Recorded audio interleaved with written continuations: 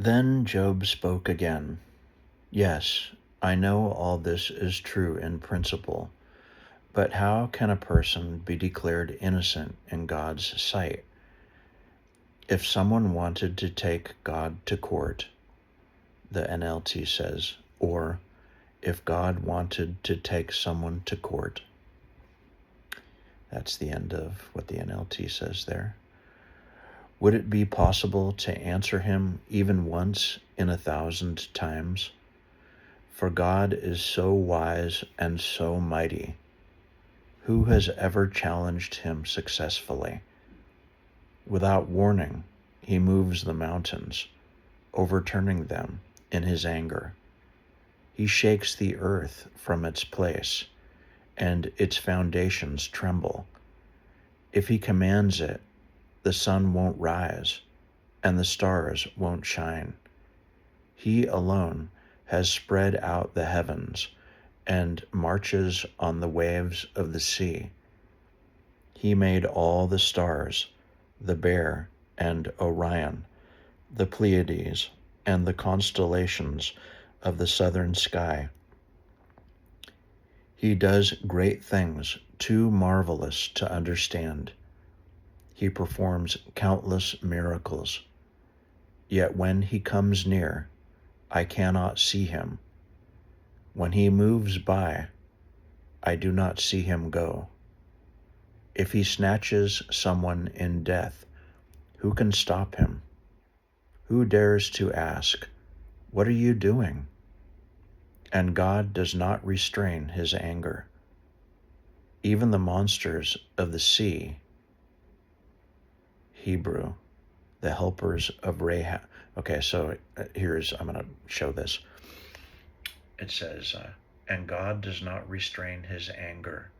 Even the monsters of the sea, Hebrew, the helpers of Rahab, the name of a mythical sea monster that represents chaos in ancient literature, are crushed beneath his feet. So who am I that I should try to answer God or even reason with him? Even if I were right, I would have no defense. I could only plead for mercy. And even if I summoned him and he responded, I'm not sure he would listen to me. For he attacks me with a storm and repeatedly wounds me without cause. He will not let me catch my breath, but fills me instead with bitter sorrows. If it's a question of strength, he's the strong one. If it's a matter of justice, who dares to summon him to court? And there's a thing in the NLT, it says, as in Greek version. Hebrew reads me. So it says then, I'll read it with the Hebrew version, then I'll read it again in the Greek version, which is what it's showing in the NLT, the Greek version. All right. If it's a question of strength, he's the strong one. If it's a matter of justice, who dares to summon him, who dares to summon me to court? That's the Hebrew version. This is the Greek version. If it's a question of strength, he's the strong one. If it's a matter of justice, who dares to summon him to court? Though I am innocent, my own mouth would pronounce me guilty. Though I am blameless, it, the NLT says, or he, would prove me wicked. I am innocent, but it makes no difference to me. I despise my life. Innocent or wicked, it is all the same to God. That's why I say, he destroys both the blameless and the wicked. I'm going to read that again. Innocent or wicked, it is all the same to God. That's why I say, quote, he destroys both the blameless and the wicked, unquote. When a plague, and the NLT says, or disaster, sweeps through, he laughs. Okay, I'm going to read that again. When a plague, and the NLT says, or disaster, that's the end of what the NLT says there, sweeps through, he laughs at the death of the innocent. The whole earth is in the hands of the wicked,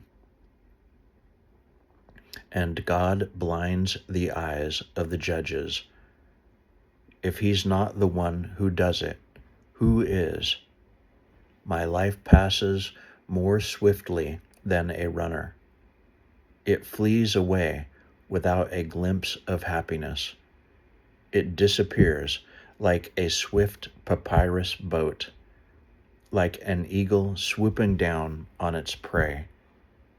If I decided to forget my complaints, to put away my sad face and be cheerful, I would still dread all the pain, for I know you will not find me innocent, O God. Whatever happens, I will be found guilty. So what's the use of trying? Even if I were to wash myself with soap and clean my hands with lye, you would plunge me into a muddy ditch, and my own filthy clothing would hate me. God is not a mortal like me, so I cannot argue with him or take him to trial. If only there were a mediator between us, someone who could bring us together. The mediator could make God stop beating me, and I would no longer live in terror of his punishment.